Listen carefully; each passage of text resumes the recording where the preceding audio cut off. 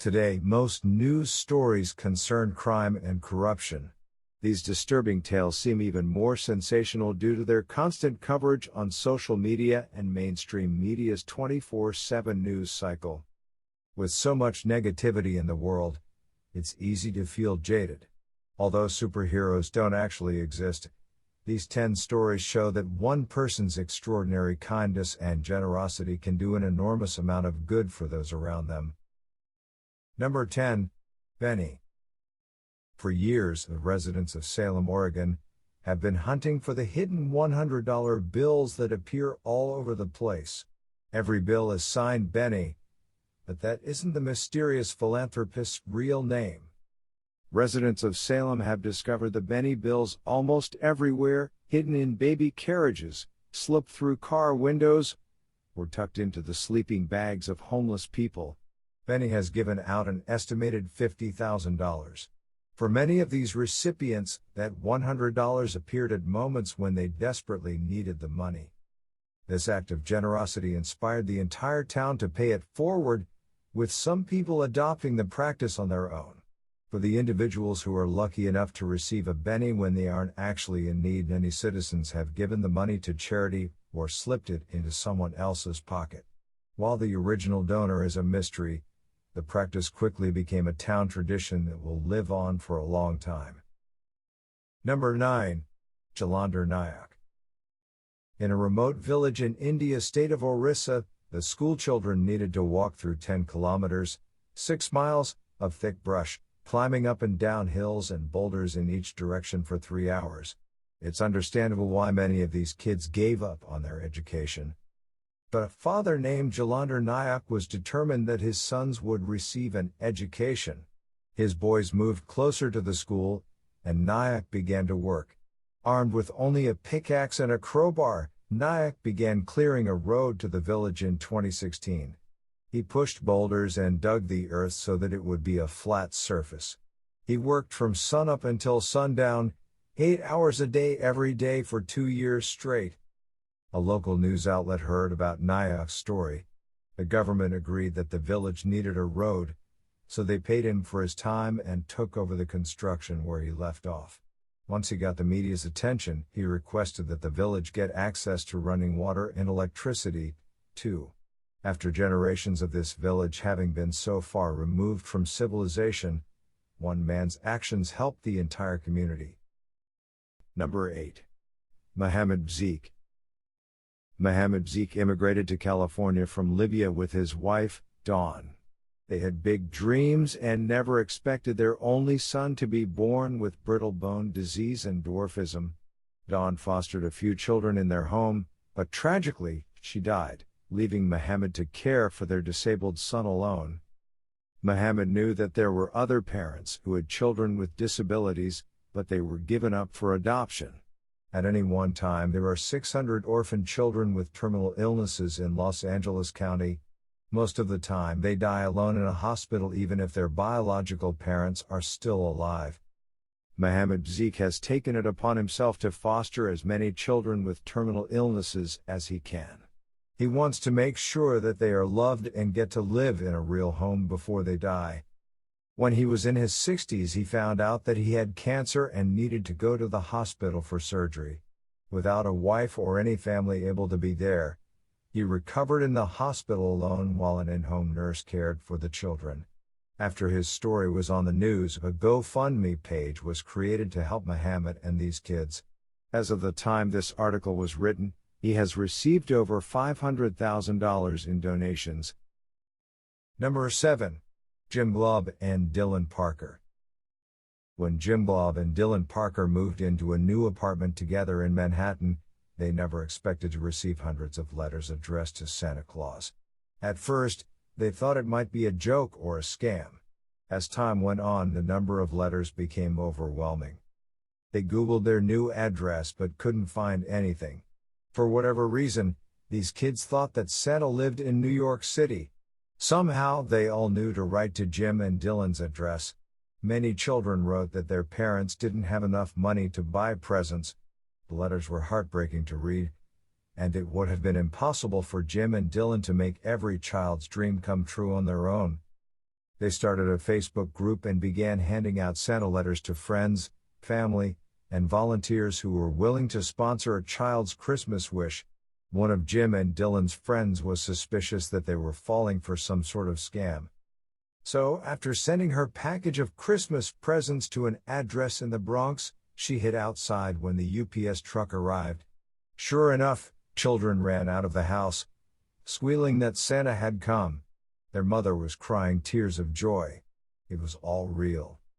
Today, Jim and Dylan have fully embraced this phenomenon by starting a foundation called The Miracle on 22nd Street, where anyone can volunteer to answer a child's Santa letter each Christmas. Writer and comedian Tina Fey was so moved by this story that she is already working on a movie about it. Number 6. Shawn Wall. In Chhattisgarh, India, a 15-year-old boy named Shawn Wall was living in a village called Sajapad. The villagers were constantly suffering from droughts, and they weren't getting any assistance from the government.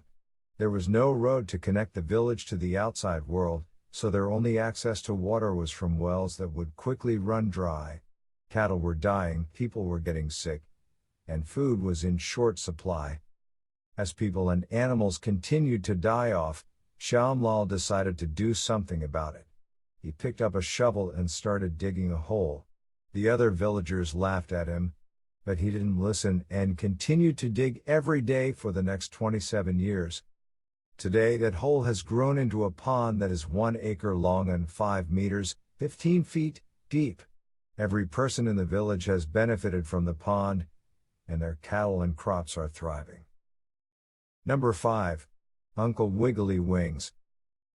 Right after World War II, Germany became a divided country. The Soviet Union was in control of East Germany, and civilians in West Berlin were starving to death. Operation Vittles was the U.S. Air Force's attempt to bring food and supplies into West Berlin. In 1948, a pilot named Gail Halverson was flying the aircraft that was in charge of dropping necessities like food and coal. He noticed that a group of German children were watching him through a fence at the end of the airfield, so he said hello. He was touched to see how generous the kids were with one another. This inspired him to start dropping packages filled with candy from tiny parachutes. As he flew over, he would wiggle the plane back and forth so that the children knew when the candy was coming. This earned him the nickname Uncle Wiggly Wings.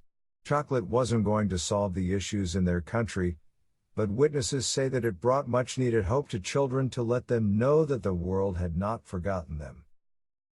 Number 4. Bory Campus.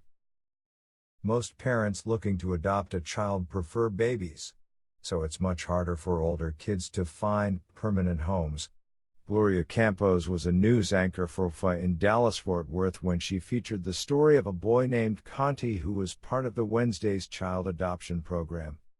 His first adoption didn't go through. He had also been in foster care where they overmedicated him with drugs that turned him into a sluggish zombie. Gloria was determined to make sure that he found a good home, so she aired a second story that featured him. That time, Carol and Scott Cook saw Conti and knew that he was the son they had always wanted. As he grew older, Conti realized that what had happened to him in foster care was a form of abuse. He spoke before Congress to bring attention to the conditions of children in foster care.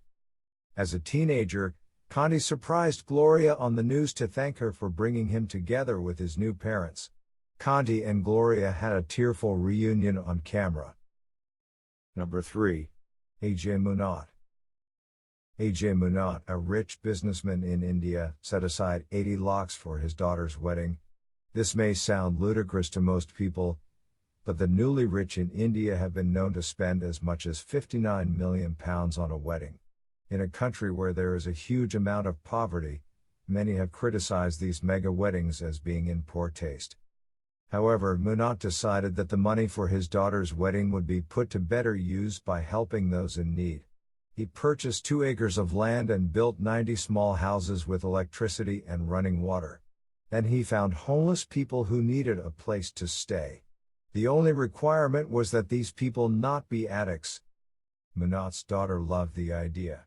She considered it to be the best wedding gift she could have received. The family was still able to have a beautiful wedding on a fraction of the budget. When his good deed was covered in the news, he encouraged other fathers to begin a new tradition of charitable donations as wedding gifts. Number 2. Xiang Shuhua. At 54 years old, Xiang Shuhua had more money than he would have ever imagined. He grew up in Shangkeng village in China where everyone lived in small huts and struggled to survive. The people in the village had helped to raise him, and Shuhua wanted to return their kindness. Once he found success in the steel industry, he had everything he could ever want. So he decided to use his money for a good cause. He spent £4 million bulldozing the village huts and replacing them with luxury apartments and paved roads, which he gave to the villagers for free. There were 18 families who helped his family the most during tough times in his childhood. Instead of apartments, they got luxury villas. All of the elderly are given 3 meals a day absolutely free to ensure that none of them ever go hungry again. Number 1. Sir Nicholas Winton. It was 1938 in Czechoslovakia. In his late 20s, Nicholas Winton was a stockbroker from England on a trip to Nazi-occupied Prague. Although Nicholas had been baptized as a child in the Anglican Church, his parents were German Jews. In Prague, he noticed that the city was filled with Jewish orphans whose parents had been killed. Nicholas took it upon himself to find families who were willing to adopt these children and paid out of pocket to transport them on the train from Prague to London. He managed to find homes for 669 children. In 1988, the BBC program That's Life asked to interview Nicholas about the experience. He was so humble that it took years for him to get any sort of recognition. While the cameras were rolling, the BBC gave him a big surprise. Is there anyone in our audience tonight who owes their life to Nicholas Winton? If so, could you stand up, please? Several rows of people surrounding Nicholas stood up.